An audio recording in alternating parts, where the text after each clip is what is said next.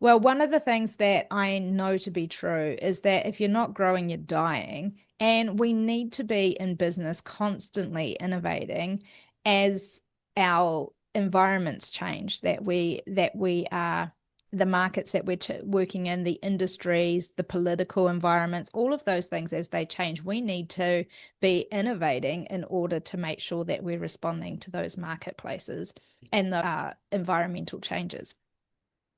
So innovation has always been, again, within my DNA. I am that person that likes to do things just a little bit differently. And I believe that I bring that skill set to the organizations that I work with as well. So let's take a look at what you're here to hear about in this masterclass. And we're going to start with a little bit of a reality check.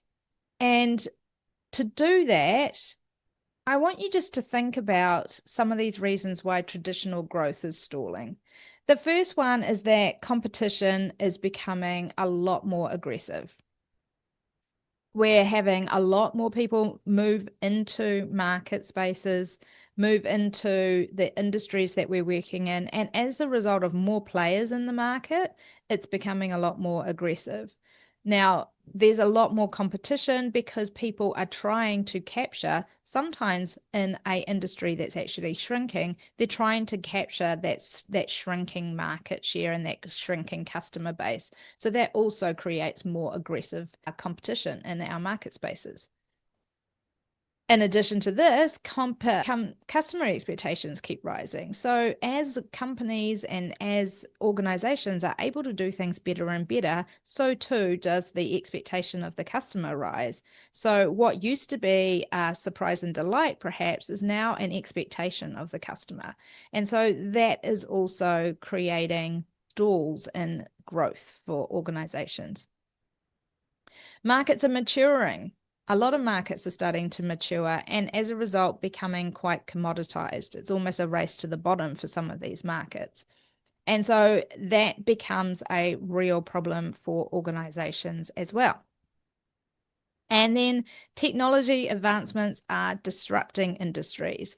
Some technology advancements actually push those markets into that maturity. They create more competition. They have the customer expecting more. So they're driving 1 through to 3 as well. And then the final one is incremental improvements no longer achieve that cut through that they once used to, largely because of 1 through to 4.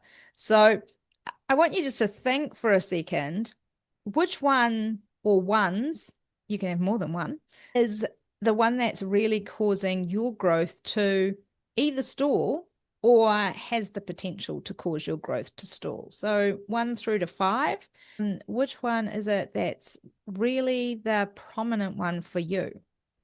It's important for us to understand which one is the prominent one because then we can start to think about our strategies that we're going to use in order to help us to stop that growth stall and start our growth trajectory again.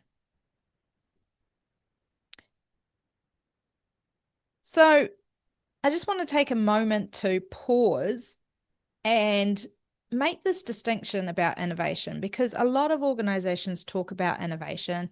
And when I come in and start talking to them about how they're innovating, it turns out that actually they're really inventing, not innovating. And so innovation is absolutely not invention, does not equal invention, and vice versa. So let's make the distinction before we go too far into our masterclass. And invention, I should say. Invention is the concept of new ideas, new products, new services. Sometimes I call this designing at the whiteboard. What happens is organizations come up with some new ideas. They might even generate that and create that into a product or a service. And then they release it out into the marketplace and they're met with crickets. There's just silence. Nobody's interested. And the reason is because they've done it in isolation to the market. They haven't asked the customer, they haven't done anything. And therefore, what they thought was a really cool idea or a really cool product or service may not have translated to the customer. And therefore, the customer hasn't thought that and doesn't see any reason to buy it.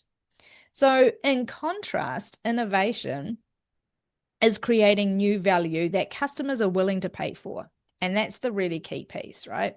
So creating that value coming from new ideas, coming from, they may be new products or services, or they may be some other things that I'll talk about shortly. But innovation is creating that value that the customer is willing to pay for. They see it as valuable, and therefore they're prepared to put their hand in their pocket and pay for it. So it's important just to make that distinction before we go any further into our masterclass.